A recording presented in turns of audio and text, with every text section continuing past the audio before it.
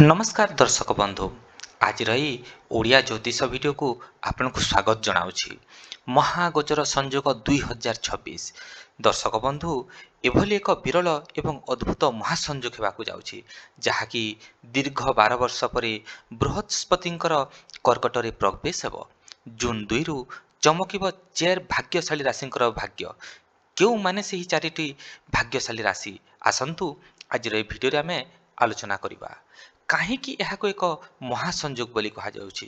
दर्शक बंधु दीर्घ 12 वर्ष पर देवगुरु बृहस्पति निजर सर्वोच्च शक्तिशाली उच्च राशि कर्कटरे प्रवेश करुछंती एवं एहार समय है जून 2 तारिख विलंबित राति 2:25 रु अक्टोबर 31 पर्यंत यही शुभ प्रवाह संपूर्ण सक्रिय रहिब। ज्योतिष शास्त्र रे बृहस्पति को भाग्य, ज्ञान, विवाह, संतान एवं समृद्धिर मूल कारक ग्रह भाव में विवेचना करा जाए।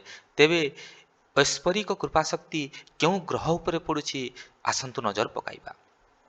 देवगुरु बृहस्पतिंकर कर्कट राशि रे प्रवेश फल मानव जीवन एक आध्यात्मिक और आर्थिक विप्लव आसवाक जाउछि। यह केवल धन नुहे बरम ज्ञान और संतान सुख मध्य प्रदान करिब।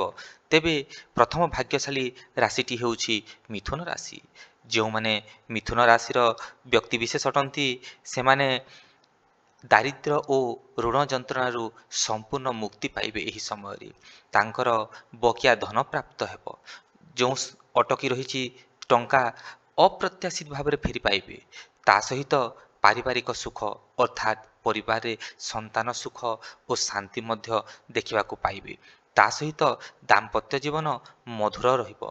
द्वितीय भाग्यशाली राशिटी होछि मकर राशि। मकर राशिर जातकंक पई एही समय कोनसी वरदान ठारू कम नुहे। यह आपनक पई एक स्वर्णिम समय भावे साब्यस्त हब। एक अनुकूल और सुवर्ण जुग सदृश समय आरंभ हो मनपसंदर नूतन चाकरीर सुजोग मिलिब। आपण एही समय चाकरी पाइबार बहुत संभावना रही।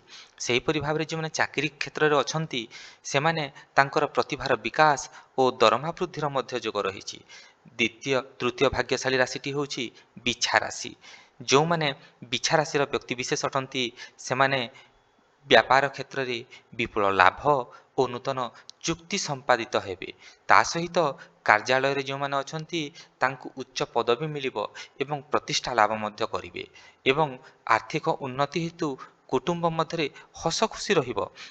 मन मुताबक बदली किंबा पदोन्नति जोगु आपणक आयरे आशासित वृद्धि घटिबार मध्य संभावना रही। एवं आजिकार चतुर्थ और शेष भाग्यशाली राशिटी होछि मीन राशि। जो माने मीन राशिर व्यक्ति विशेष अटंती समाज रे तांकर मान सम्मान प्रतिष्ठा और गौरवर वृद्धि पाइब। सबठारु बड़ सफलता आपनकु आर्थिक क्षेत्र में मिलिब। हाँ बंधुगण आप आर्थिक क्षेत्र में सुदृढ़ होगाकू जाउछंती।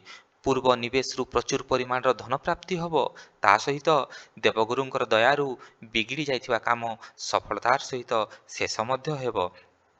पुराणा निवेश जेपरिक आपण शेयर मार्केट किंबा जमीबाड़ी क्रय विक्रयरू आपणकर बम्फर रिटर्न बा प्रचुर मुनाफा मिलबार मध्य संभावना रही।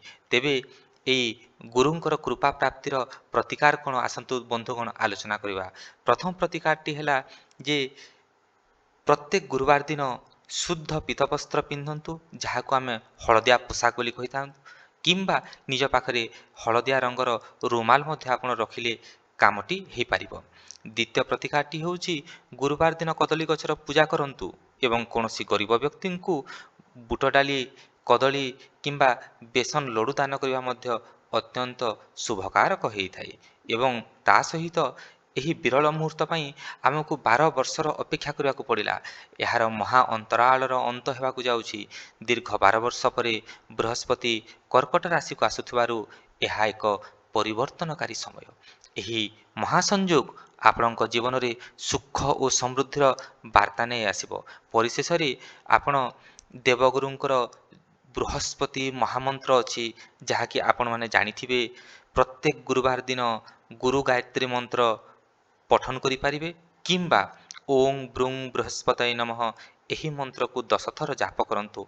यह द्वारा आपण निश्चित शुभफल पाइबे। यही मंत्र जप दुख दूर करी भाग्योदय कराए। आशा करुछि यही सूचनाटी ଆପଣଙ୍କୁ ନିଶ୍ଚିତ ପସନ୍ଦ ଆସିଥିବ। ଆପଣଙ୍କର ରାଶି କେଉଁଟି ଆମକୁ ନିଶ୍ଚିତ ଭାବରେ କମେଣ୍ଟ ବକ୍ସରେ ଲେଖିକି ଜଣାନ୍ତୁ। ଧନ୍ୟବାଦ।